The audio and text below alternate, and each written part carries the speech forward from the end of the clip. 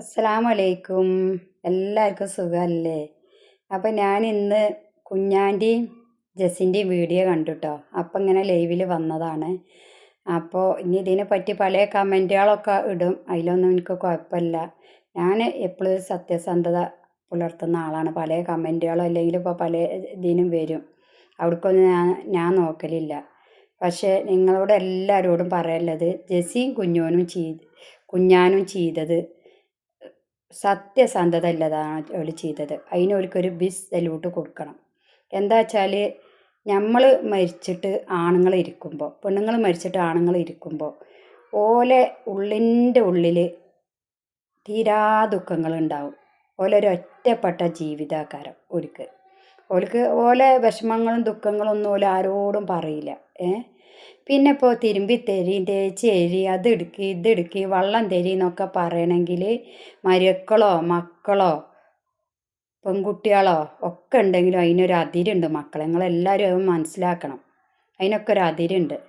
അപ്പോൾ അവർക്ക് വയ്ക്കാത്ത കാലാണെങ്കിലും വയ്ക്കണ കാലാണെങ്കിലും മക്കളൊരു പെണ്ണ് കെട്ടിച്ചു കൊടുക്കണം.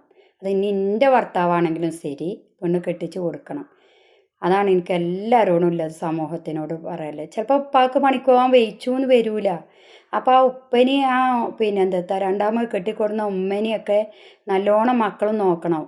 ആ മരിച്ച ഉമ്മൻ്റെ മാതിരി തന്നെ നോക്കണം ഈ വാപ്പാനെ കൊണ്ട് രണ്ടാമത് പെണ്ണ് കെട്ടിച്ചിക്കണമെങ്കിൽ മക്കൾ ആ ഉമ്മനെ.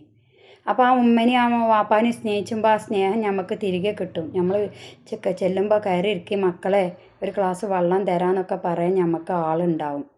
അതൊക്കെ നമ്മൾ മനസ്സിലാക്കണം. അതല്ലാതെ നമ്മൾ കുഞ്ഞാനെ ജെസ്സിനെ ഓലെ കുടുംബത്തെ എന്നും കുറ്റം പറഞ്ഞിട്ട് കാര്യമില്ല. കുഞ്ഞാൻ്റെ അമ്മയും എൻ്റെ ഭർത്താവും ഒക്കെ ഒപ്പം പഠിച്ചതാണ് ഓലൊക്കെ ഒപ്പം പഠിച്ചവരാണ്. അപ്പോൾ എല്ലാവരും നമ്മൾ മറ്റുള്ളവരെ കുറ്റം പറയാൻ വേഗമുണ്ട്. പക്ഷെ നമ്മൾ ആണുങ്ങളെപ്പോഴും മനസ്സിലാക്കണം. നമ്മൾ ആ പെരയിൽ പോയിട്ട് ഈ പെരയിട്ട് എടീൻ്റെ മാപ്പിള മരിച്ചു, അങ്ങനെയാണ് ഇങ്ങനെയാണ്, പെണ്ണുങ്ങളെ ദുഃഖങ്ങളൊക്കെ അങ്ങനെ പറഞ്ഞു കഴിയും. അങ്ങനെയല്ല ആണുങ്ങൾ, അവരെന്നും ആ വേദന മനസ്സിൻ്റെ ഉള്ളിൽ കടിച്ചമർത്തുന്നവരാണ്. അപ്പോൾ കുഞ്ഞാനും ജെസ്സിയും ചെയ്തത് നല്ല കാര്യമാണ്. നിങ്ങൾക്കൊരു ബിഗ് സല്യൂട്ട്.